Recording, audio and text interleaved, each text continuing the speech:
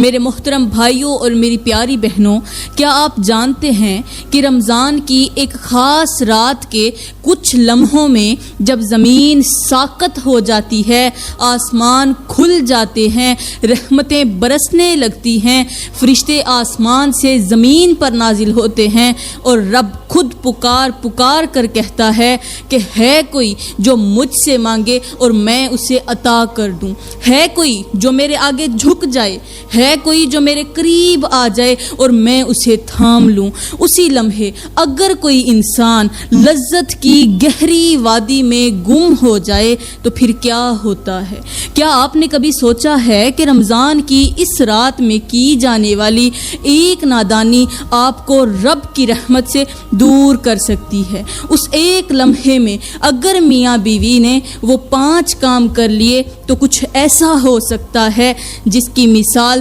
دنیا کے کسی عذاب سے نہیں دی جا سکتی۔ ایک لمحہ جو یا تو آپ کے لیے رحمت کا دروازہ کھول سکتا ہے یا پھر ایسا قفل لگا دیتا ہے جسے کبھی نہ کھولا جا سکے۔ وہ کون سا عمل ہے جو اس وقت کرنے سے نہ صرف فرشتے رخ موڑ لیتے ہیں بلکہ آپ کے اعمال پر ایک پردہ سا ڈال دیا جاتا ہے؟ پیاری بہنوں اور میرے محترم بھائیوں، ڈرو اس لمحے سے جس میں رب تو تمہیں اپنے قریب بلا رہا ہو مگر تم کسی اور کی آغوش میں خود کو گم کر بیٹھو۔ کیا واقعی آپ جانتے ہیں کہ اگر آپ نے اس وقت وہ 5 کام کر لیے تو آپ کے ساتھ کیا ہونے والا ہے؟ نہیں جانتے نا، لیکن جاننا ضرور چاہیے، کیونکہ جو جان لیتے ہیں وہ کبھی بھی اس لمحے کو ضائع نہیں کرتے۔ میرے محترم بھائیوں اور میری پیاری بہنوں، میاں بیوی کا رشتہ صرف ایک قانونی معاہدہ نہیں بلکہ یہ وہ نازک اور لطیف تعلق ہے جسے اگر سمجھا جائے تو یہ دنیا کی سب سے بڑی عبادت بن جاتا ہے۔ میری پیاری بہنوں، یہاں پر میں آپ کو ایک ایسی مثال دے کر سمجھاتی ہوں جو لفظوں سے نہیں صرف دل کی گہرائیوں سے سمجھی جا سکتی ہے۔ یہ رشتہ اس چشمے کی طرح ہے جو کبھی میٹھے پانی سے لبریز ہوتا ہے اور کبھی پتھروں سے ٹکرا کر راستہ خود چنتا ہے لیکن بہنا کبھی نہیں چھوڑتا۔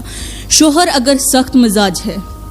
تو بیوی اس کی نرمی ہے، شوہر اگر خاموش ہے تو بیوی اس کی آواز ہے، شوہر اگر ٹوٹا ہوا آئینہ ہے تو بیوی اس کا عکس ہے، اگر شوہر تھکن میں ڈوبا ہوا بدن ہے تو بیوی اس کے لیے سکون کی ایک شفق ہے، اگر شوہر رات کی نیند ہے تو بیوی اس کے لیے خوابوں کی تعبیر ہے، اور اگر شوہر دنیا کے شور میں گم ہو گیا ہے تو بیوی وہ دعا ہے جو چپکے سے اس کے پیچھے چل رہی ہوتی ہے۔ اس رشتے کو محبت کی تہ میں سمجھا جائے تو یہ بالکل اس گلاب کی طرح ہے جو کانٹوں میں اگتا ہے مگر اپنی خوشبو کبھی نہیں کھوتا۔ میری پیاری بہنوں، بیوی کو چاہیے کہ وہ شوہر کے لیے وہ نرم ہوا بن جائے جو تھکی ہوئی روح کو آرام دے، سکون دے، اسے چین اور قرار دے، وہ چادر بن جائے جو سرد راتوں میں اس کے دل کو گرمی دے، وہ اجالا بن جائے جو اندھیروں میں راستہ دکھا دے، اور وہ صدا بن جائے جو خاموشی میں بھی سنی جائے۔ شوہر اگر کبھی سخت بات کر دے تو بیوی کو چاہیے کہ وہ اس کی بات کو اپنی زبان کی تلوار سے نہیں اپنے کردار کی نرمی سے کاٹے، کیونکہ جو عورت بدلہ نہیں لیتی وہ تاریخ لکھتی ہے۔ وہ عورت جس کے صبر میں دعا چھپی ہو، جس کی آنکھوں میں پانی ہو مگر زبان پر شکایت نہ ہو، اس عورت کی آہ سے عرش ہل جاتا ہے۔ میرے محترم بھائیوں، تمہاری بیویاں صرف تمہاری خدمت گار نہیں، صرف تمہاری نوکرانیاں نہیں، وہ تمہارے گناہوں کا کفارہ بننے والی، تمہارے لیے جہنم سے نجات کا وسیلہ بننے والی وہ بے آواز صدا ہیں جو تمہارے درد کو اپنا درد سمجھ کر رب کے سامنے گر جاتی ہیں۔ اگر کسی دن تم بے رخی سے منہ موڑ لو تو یاد رکھو وہ عورت اس رب کے سامنے سجدہ کرتی ہے جس نے اسے تمہارے لیے رحمت بنایا ہے۔ اگر تمہارے دل میں اس کے لیے عزت نہیں ہے تو تم اس مقام سے گر چکے ہو جو اللہ نے شوہر کو عطا کیا ہے۔ اور اگر تم اس کی قربانیوں کو سمجھ لو، اس کی قربانیوں کو جان لو، اس کی خاموشی میں چھپی چیخوں کو سن لو، اس کی آنکھوں میں چھپی دعائیں پڑھ لو تو تمہاری روح تڑپ اٹھے گی۔ بیوی صرف وہ نہیں جو تمہارے کپڑے دھوتی ہے، جو تمہارے جوتے پالش کرتی ہے، جو تمہارے برتن صاف کرتی ہے، کچن میں 4 گھنٹے کھڑی ہو کر تمہارے لیے کھانا بناتی ہے، بلکہ بیوی تو وہ ہے جو تمہارے گرنے سے پہلے تمہارے لیے دعا کا زینہ بن رہی ہوتی ہے۔ وہ ہر رات اپنے رب سے کہتی ہے کہ یا رب میرے شوہر کی تھکن مجھ میں اتار دے، اس کے دل کے غبار کو میرے آنچل میں لے آ، اس کے بدن کی سختی میرے لمس سے نرمی میں بدل جائے۔ وہ عورت جو تمہارے لیے اپنے رنگ چھوڑ دیتی ہے، اپنی پہچان مٹا دیتی ہے، اپنا نام بدل لیتی ہے، اپنے جذبات مار دیتی ہے، اپنے خواب دفن کر دیتی ہے صرف تمہاری خاطر، تو کیا تمہیں اس کے جذبات کا احترام نہیں کرنا چاہیے؟ کیا تم اس کے لیے ایک مسکراہٹ بھی نہیں دے سکتے، ایک لفظ شکریہ کا بھی نہیں کہہ سکتے؟ میرے محترم بھائیوں اور میری پیاری بہنوں، یاد رکھو دنیا کا سب سے بڑا المیہ وہ ہے جب شوہر کے پہلو میں بیوی کامیاب ہو، جب شوہر کے پہلو میں بیوی ہو مگر وہ اس کو اجنبی سمجھے، اور سب سے بڑی کامیابی وہ ہے جب شوہر بیوی کو صرف بیوی نہیں بلکہ جنت کا راستہ سمجھ کر دیکھے، کیونکہ وہ عورت جو تمہیں گناہوں سے بچا لے، جو تمہیں رب کے قریب کر دے، تمہیں رب کے ساتھ جوڑ دے، تمہارے دل کو نرمی سے بھر دے، وہ صرف بیوی نہیں بلکہ وہ ایک دعا ہے جو انسان کے نصیب میں کم ہی آتی ہے، اور اگر تمہیں وہ دعا نصیب ہو جائے تو اسے کبھی آزمانا نہیں، صرف تھامے رکھنا ہے، کیونکہ آزمائی گئی محبت کبھی واپس نہیں آتی اور توڑی گئی روح کبھی دوبارہ نہیں جڑتی۔ پیاری بہنوں، یہاں پر میں آپ لوگوں کو ایک ایسی حقیقت بتاتی ہوں جو صرف کتابوں میں نہیں بلکہ ان چہروں پر چمکتی ہے جو رات کے اندھیروں میں جاگ کر رب کے سامنے جھکتے ہیں، اپنے رب کو راضی کرتے ہیں، جو ساری دنیا کے سونے کے بعد اس رب کی دہلیز پر جا کر پکار لگاتے ہیں، جو دنیا کی لذتیں چھوڑ کر وہ لذت چنتے ہیں جو روح کو سیراب کرتی ہے، جو بستر کی نرمی چھوڑ کر سجدے کی سختی میں راحت ڈھونڈتے ہیں۔ میرے محترم بھائیوں اور میری پیاری بہنوں، تہجد صرف ایک نماز نہیں، یہ وہ عبادت ہے جس میں الفاظ نہیں، صرف آنسو بولتے ہیں، سجدے نہیں، صرف تسلیم اور رضا ہوتی ہے، آواز بھی نہیں، صرف دل کی دھڑکنیں رب سے بات کرتی ہیں، صرف خاموشی سے بیٹھے رہو، تہجد پڑھو، سب کچھ اللہ سن لے گا، تمہیں بولنے کی ضرورت نہیں، آواز کی ضرورت نہیں، تمہاری دل کی دھڑکنیں رب سے باتیں کرتی ہیں۔ یہ وہ لمحہ ہے جب رب قریب آتا ہے، کس کے قریب؟ انسان کے قریب، 7ویں آسمان سے پہلے آسمان پر آ کر کہتا ہے کوئی جو مجھ سے مانگے اور میں اسے عطا کر دوں، ہے کوئی جو بخشش چاہے اور میں اسے بخش دوں، ہے کوئی جو میرے قریب آئے اور میں اسے اپنا بنا لوں۔ اور اس لمحے اگر کوئی بندہ، کوئی امتی، کوئی مایوس دل، کوئی ٹوٹا ہوا انسان رب کے قدموں میں جا گرتا ہے تو وہ کبھی خالی نہیں لوٹتا۔ پیاری بہنوں، تہجد اس بہتے چشمے کی طرح ہے جو دل کی میل، گناہوں کی دھول اور نفس کی سختی کو دھو دیتا ہے، جیسے بارش کی پہلی بوند مٹی کے اندر چھپی خوشبو کو جگا دیتی ہے، ویسے ہی تہجد کی راتیں روح کی بند کلی کو کھلا دیتی ہیں۔ یہ وہ وقت ہے جب ہر چیخ، ہر فریاد، ہر سسکی، ہر پکار عرش تک جا پہنچتی ہے۔ یہ وہ لمحہ ہے جس میں فرشتے بھی زمین پر نازل ہوتے ہیں اور آسمان کے دروازے کھول دیے جاتے ہیں۔ میرے محترم بھائیوں، اگر کسی نے اپنی قسمت بدلنی ہو، اگر کسی نے رزق کھلوانا ہو، اگر کسی نے اپنے روٹھے نصیب کو منانا ہو، اگر کسی نے اپنے گناہوں کا حساب دفن کرنا ہو، اگر کسی نے نے ٹوٹے ہوئے خوابوں کو حقیقت میں بدلنا ہو، اگر کسی نے دل کے زخموں پر مرہم رکھنا ہو، اگر کسی نے رب کو پکار کر اپنا بنا لینا ہو، تو پھر اسے چاہیے کہ تہجد کی راہ اپنائے، کیونکہ تہجد وہ دروازہ ہے جو ہر بند در کو کھول دیتا ہے، ہر بے رنگ دل کو رنگ دے دیتا ہے، ہر تھکا بدن، ہر روٹھا دل، ہر شکستہ روح جب تہجد میں جھکتی ہے تو رحمت بن کر اٹھتی ہے۔ یہ وہ عبادت ہے جو نیند کی قربانی مانگتی ہے مگر اس کے بدلے میں سکون کی جنت دیتی ہے۔ یہ وہ راز ہے جو صرف اس کو ملتا ہے جو رب کے قرب کی لذت کو دنیا کی ہر لذت پر ترجیح دیتا ہے۔ یہ وہ لمحہ ہے جس میں رب بندے کو دیکھ کر فخر سے فرشتوں سے کہتا ہے کہ دیکھو میرا فلاں بندہ اور میری فلاں بندی سب کی نیندوں کے درمیان صرف میری چاہت میں جاگ رہے ہیں، اور اس لمحے کی چمک پورے دن کے ہر کام میں برکت بن جاتی ہے۔ اس وقت کی دعا خزانے کھول دیتی ہے، وہ سجدہ ہر محرومی کا دروازہ بند کر دیتا ہے۔ تہجد ایک راز ہے، ایک محبت ہے اور ایک معجزہ ہے جو صرف انہیں ملتا ہے جو رات کے سناٹے میں بستر کو چھوڑ کر رب کی بارگاہ میں پکار بن کر بکھر جاتے ہیں۔ میرے محترم بھائیوں اور میری پیاری بہنوں،